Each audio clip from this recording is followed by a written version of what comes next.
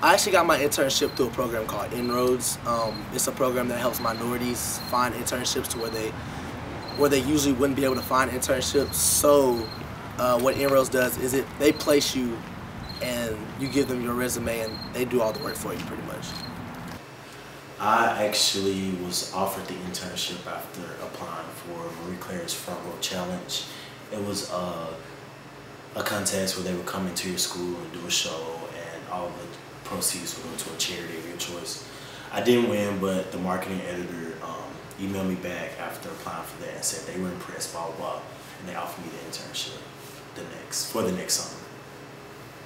The way I found out about my internship is through the co-op program here at the university. I'm sure a lot of you are aware of that. If not, you should be. Just sign up for them, and I mean, it's like first come, first serve. If you meet the requirements that the different companies are looking for, if there's an available space, you sign up and you do interviews, and basically I just picked that. Well, my internship, in the criminal justice department, we're required to do an internship to graduate. Many people here, they usually do internships that are local, but I kind of want to do something bigger and better. So I contacted the Secret Service personally. I didn't do it through my advisor through the school. I looked up her information and called her, and she sent me an application packet, and I just went from there. I would say the best tip is to network. Like I said, the majority of my internships were through knowing someone who knew someone who, I guess with that, you should make sure everything that you do, that you're doing it to the best of your ability, because you don't know who someone knows and where they can place you. Acquiring an internship takes a lot of diligent research as far as like what you want to get into, or if it's something that something that you're not even interested in. You still have to see if it's something that can be beneficial to you and what you're trying to do, because you never know what you can do until you get your feet wet. So. Well, the first day is very intimidating because you don't know what you're getting yourself into. It's your first day in a professional environment, the environment that you see on TV and that you think about when you're thinking about a corporate job. It's real.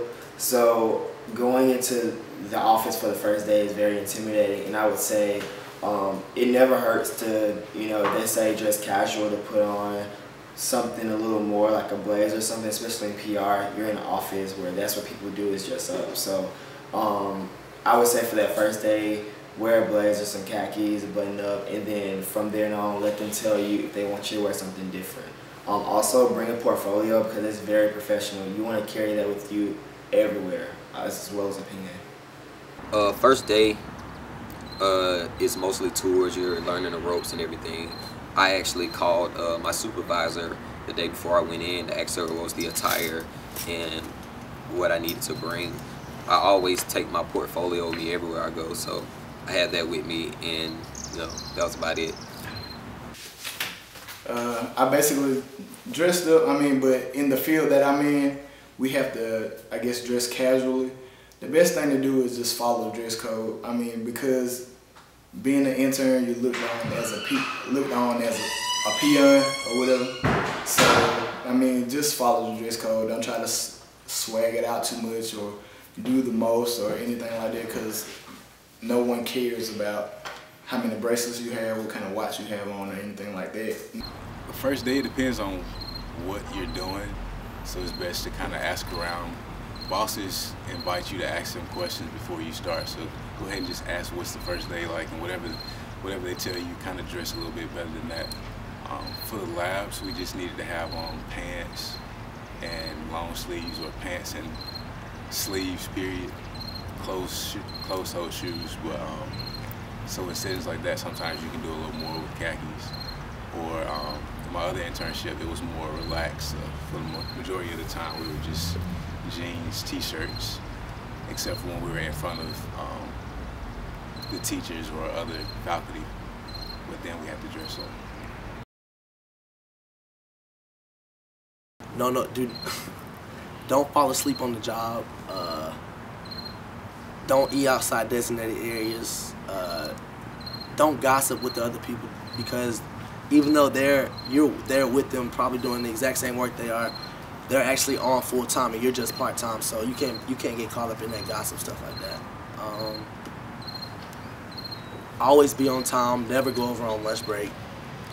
Make sure you're always there on time and you leave right on time. No-nos on the job. Being disrespectful to higher ups, that's definitely no-no. Sleeping on the job.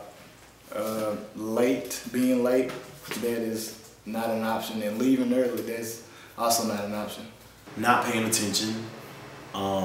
Asking. I know people say, oh, ask as many questions as you can, blah, blah, blah. But after a certain point, they expect you to, oh, you're supposed to know that. Oh, well, it's like this. You know, you can tell when someone gets tired of you asking a question. I know, and I could. So definitely appropriation to what they're saying. Let's see, networking, making sure that you know everyone you're working with, what they do, who they know, all of that's very important, I feel. So. The most aggravating thing about internships is the busy work that they give you. A lot of times, the managers and higher ups, they push down more of like the busy work, like the paperwork and uploading files, making graphs, charts. You know, anything, not hard work, but a lot of just busy work, just to keep you busy. And it's just things that they don't want to deal with, so they're in a position to hand it to you.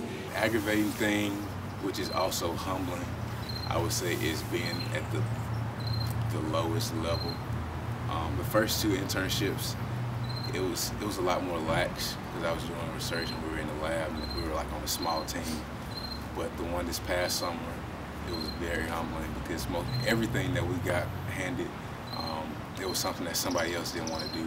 We were doing everything from lifting boxes to sending emails to making invitations and putting up signs all around campus. A lot of that stuff I was willing to do with a smile on my face, but doing it so much it becomes repetitive and you want to stop and you want to cuss everybody out because they're dogging you out and making you feel like you're not worth anything. But it's an internship. You have to start somewhere and work your way up. I would say grunt work, because a lot of times it does get slow and you don't have as much as you usually have to do, and you may feel like, okay, why am I even doing this? I will always take it and say the fact that I'm here working with these people is an honor, so you gotta get to them. Well, some of the pros to having an internship is learning. Like when you're at an internship, you're gonna learn a lot. So you need to soak it all in, be a sponge basically, because at my internship this summer, I learned how to use some programs that are gonna make me 10 times more marketable than before I got that internship. And then I also learned how to network better. So now that I've gone to Atlanta, I've built a network in Atlanta of people who know people who know people who could possibly get me where I want to go. Experience, number one.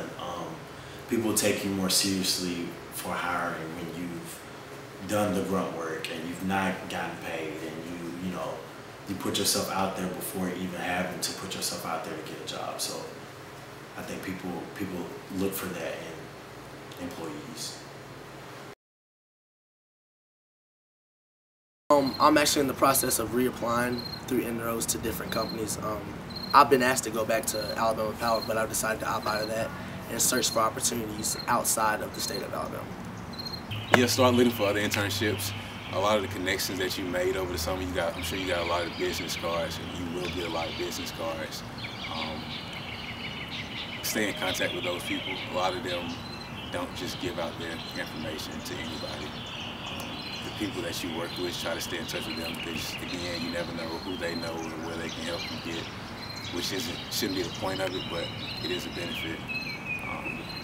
Well, I think to maintain contact with the staff at the office is one of the most important things to do. I constantly email the people in the office. I email them funny stuff on Fridays. just randomly throughout the week, just random PR articles I may see, just to let you know that I just did an intern and I want to use them for a reference.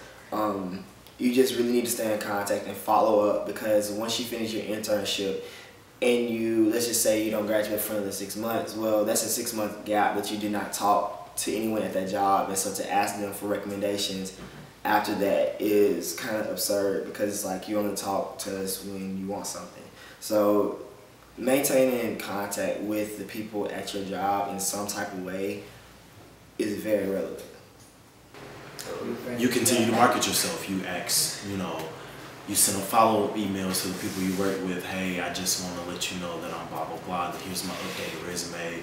If there's any positions opening in the near future, making sure that you just keep good relationships with these people who may, in 3 or 4 months or 6 months to a year, have a position open. They're like, oh, blah, blah, blah. He worked with us. He's a good, candidate for this position.